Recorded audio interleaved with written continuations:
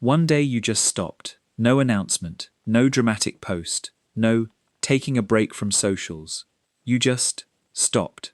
And the strangest part? Almost no one noticed. Your phone felt lighter, your days felt longer, and somewhere in the quiet that followed, a question surfaced that you weren't expecting, one that social media had been drowning out for years. Who am I when no one is looking? Because here's what your disappearance actually revealed about you, and what it exposed about the system you left behind. In 1902, a sociologist named Charles Horton Cooley described something he called the looking-glass self. The idea is unsettling in its simplicity. We don't build our identity from the inside out. We build it by imagining how others see us, and then shaping ourselves to match that reflection. For most of human history, that mirror was small: family, close friends, neighbors, a handful of people whose opinions could actually reach you. Then social media arrived. And the mirror didn't just grow, it multiplied into millions. Likes became reflections. Follower counts became verdicts.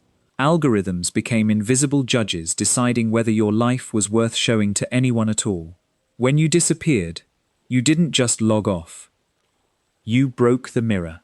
And that, according to the looking-glass self, is one of the most psychologically radical things a person can do in the modern world.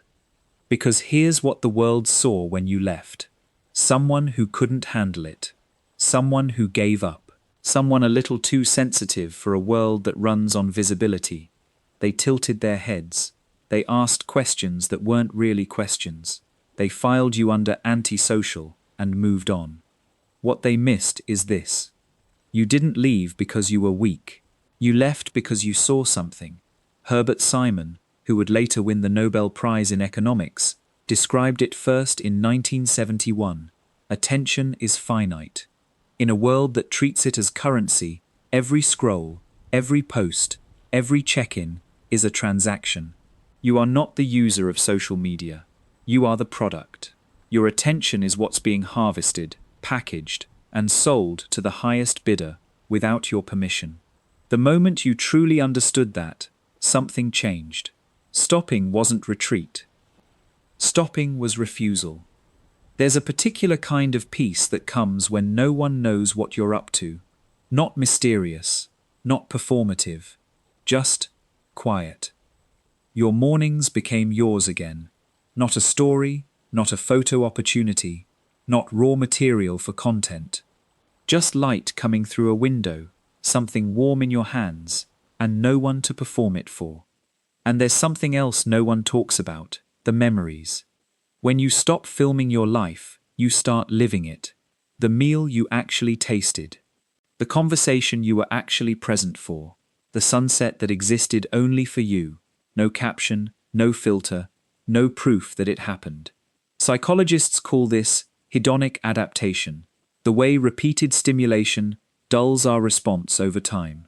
The first 100 likes felt like something, then they didn't. The cycle demanded more. More posts, more exposure, more performance, just to feel the same fraction of what you felt before. You stepped off that treadmill. That's not weakness. That's intelligence.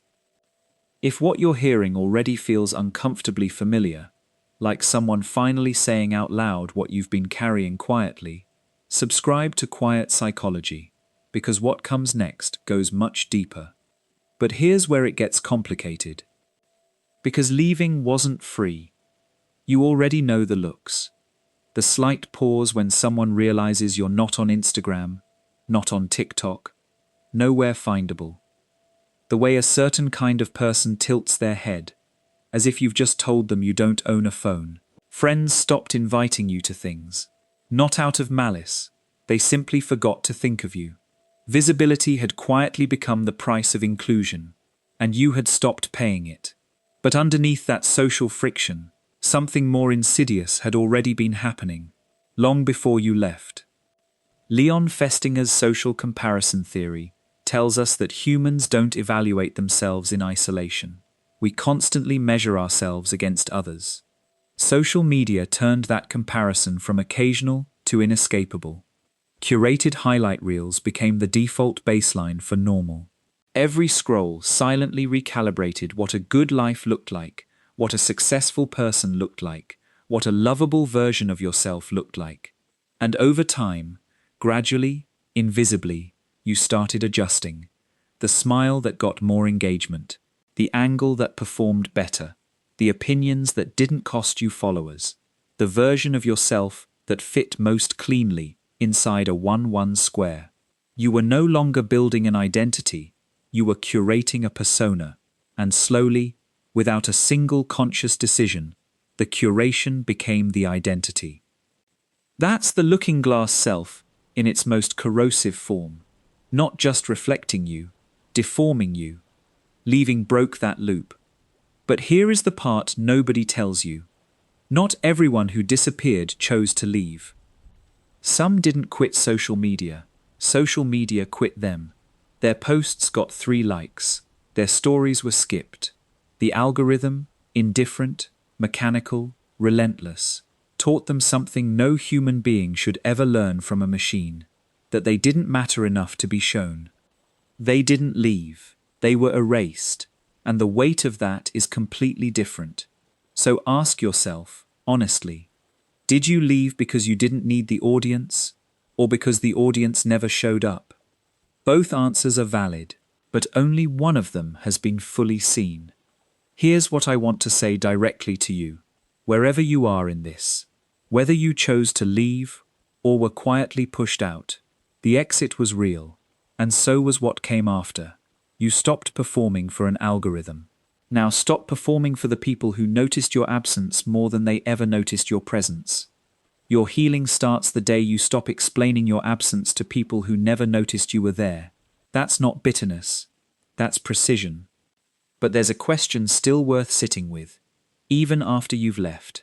If you ever feel the pull, that reflex to pick up your phone and share something, not because you want to, but because you need someone to witness it, pay attention to that moment. Not to judge it, to read it, because inside that pull is the question the looking glass self has been asking all along. Am I living this or performing it? The gap between those two answers is where the deformation ends and the real self begins. What tends to quietly rebuild you isn't dramatic. It doesn't announce itself. A walk with no photo, a thought with no thread, a day that no analytics software will ever measure. These feel like nothing. They are actually everything.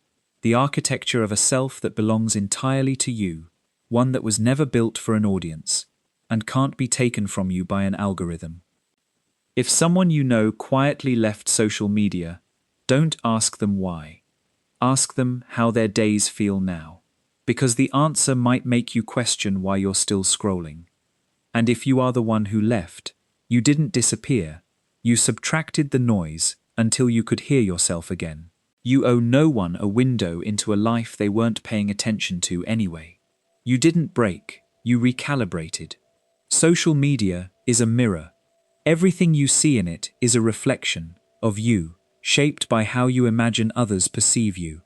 The likes are reflections. The follower counts are reflections. Even the silence, the story that nobody watched, is a reflection.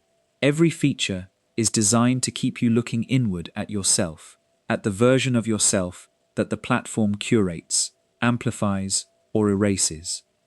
But a window is something else entirely. When you left, the mirror became a window, and for the first time, you stopped staring at your own reflection and started seeing the world. The morning that was just a morning, the conversation that was just a conversation, the version of your life that existed without needing to be witnessed, verified, or validated by anyone. There's no viral post for this, no milestone notification, no one to congratulate you for the quiet courage it takes to simply be somewhere without announcing it. But you already know what it feels like.